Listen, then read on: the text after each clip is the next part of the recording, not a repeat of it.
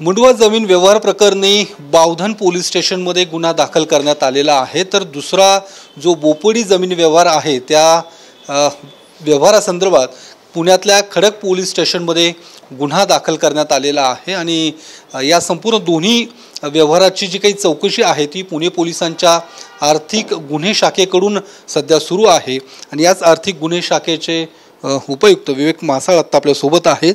Sir, या दोन्ही प्रकरण अर्थात बोपोडीचं आणि मुंडव्याचं जमीन व्यवहार जो झालेला आहे तो तुम्ही तपास करता, काय नेमकं त्याच्यात निघालं? कारण की जवळपास 2 ते 3 दिवस उलटले त्या संपूर्ण गुन्हा दाखल होऊन, त्याच्यामध्ये काय नेमकं आता आपल्या तपासात काय निष्पन्न झालं?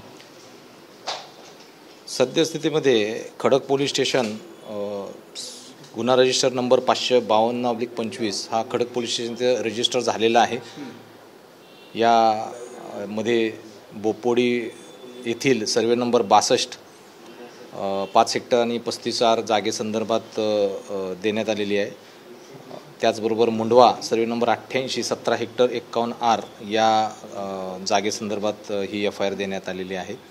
FIR मध्ये 9 जणांची नावं नमूद करण्यात आलेली आहेत आणि तपासाच्या दृष्टिकोनातून जे सरकारी डिपार्टमेंट्स आहेत या संबंधित त्यांना पत्रव्यवहार करून कागदपत्रांची मागणी करण्यात आलेली आहे।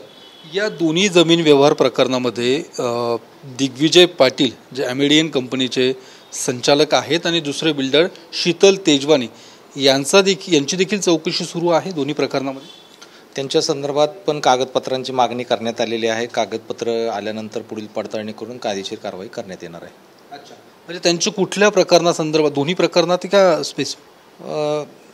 त्यांचा ॲक्च्युली बोपोडीची घटना ही वेगळी आहे आणि मुंडव्याची घटना वेगळी आहे आणि या दोन्ही घटनांबाबत सूर्यकांत येवले तहसीलदार यांनी जो सरकारी जागांबाबतचा आदेश बेकायदेशीररित्या दिलेला आहे याबाबत FIR मध्ये नमूद करण्यात आलेला आहे। तर त्या दृष्टिकोनातून सर्वांकडे तपास करण्यात येईल। अच्छा, बोपोडीच्या याच्यामध्ये या दोघांचा संबंध आहे की नाही, म्हणजे दिग्विजय पाटील आणि शीतल तेजवानी मध्ये या दोन आपण पाहिलं तर बोपोडीची घटना ही वेगळी आहे, मुंडव्याची घटना ही वेगळी आहे। मुंडव्याच्या घटनेबाबत त्यांचं नाव FIR मध्ये मेन्शन केलेलं आहे। अच्छा, बोपोडीमध्ये नाही। पण आपल्याकडे जो गुन्हा दाखल आहे खडकमध्ये त्यांच्यात त्या FIR मध्ये त्यांची दोघांची नावं आहेत, ते एकत्रित नावं त्यांनी दिलेली आहेत, परंतु बोपोडीची घटना ही वेगळी आहे आणि मुंडव्याची घटना ही वेगळी आहे।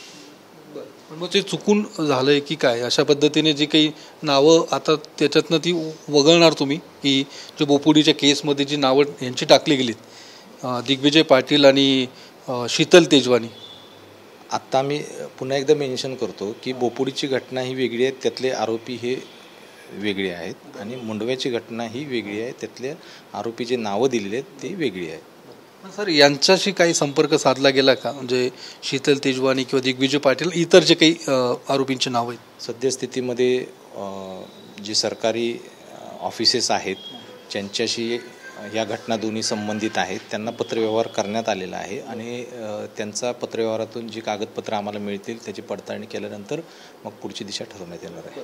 शीतल तेजवानी या परदेशात पळून गेल्यात अशी चर्चा आहे, तुम्ही काही इमिग्रेशन विभागाला देखील पत्रव्यवहार केलेला आहे, काय त्याची काही माहिती मिळाली? नाही, त्या कुठे आहेत किंवा काय त्यांचे नाही, जो आम्ही आता सद्यस्थितीमध्ये आमच्या तपासाची जी दिशा आहे ती कागदपत्रांचे छाननी करणे, तपास करणे आणि त्यानंतर मग दिलेल्या जे नावं आहेत त्यांचा कसा भूमिका आहे त्याबाबत तपास करणे ही आमची सध्याची भूमिका आहे। त्यांना चौकशीसाठी बोलवण्यात येईल हे जे काही आरोप सद्यस्थितीत तरी डॉक्युमेंट्स आल्यानंतरच आपण पुढील तपास करणार आहोत। शेवटचं अटक होऊ शकते या सगळ्या आरोपींना काय? आत्ता या स्थितीमध्ये फक्त एवढंच मी तुम्हाला सांगू शकतो की कागदपत्रांची पडताळणी केल्यानंतर त्यांच्या भूमिका कोणाकोणाची काय आहे त्या स्पष्ट झाल्यानंतरच पुढची कारवाई केली जाईल। तर या दोन्ही जमीन व्यवहारासंदर्भात आता आर्थिक गुन्हे शाखेकडून तपास सुरू आहे। मात्र आत्ता जी काही पुणे पोलिसांकडून माहिती दिली जात आहे त्यानुसार बोपोडीच्या जमीन व्यवहारात जी ॲमेडियन कंपनीचे जे संचालक दिग्विजय पाटील आणि बिल्डर शीतल तेजवानी यांच्यावरती गुन्हा दाखल हा खडकमध्ये करण्यात आला होता, ती नावं आता वगळण्यात आलेली आहे। ती पुणे पोलिसांकडनं ती नावं त्या गुन्ह्यामध्ये दाखल करण्यात आली होती, मात्र आता त्या दोघांची नावं त्यातनं वगळण्यात आलेली आहेत। कॅमेरामन विशाल सहम योगेश बोरसे, TV9 मराठी, पुणे.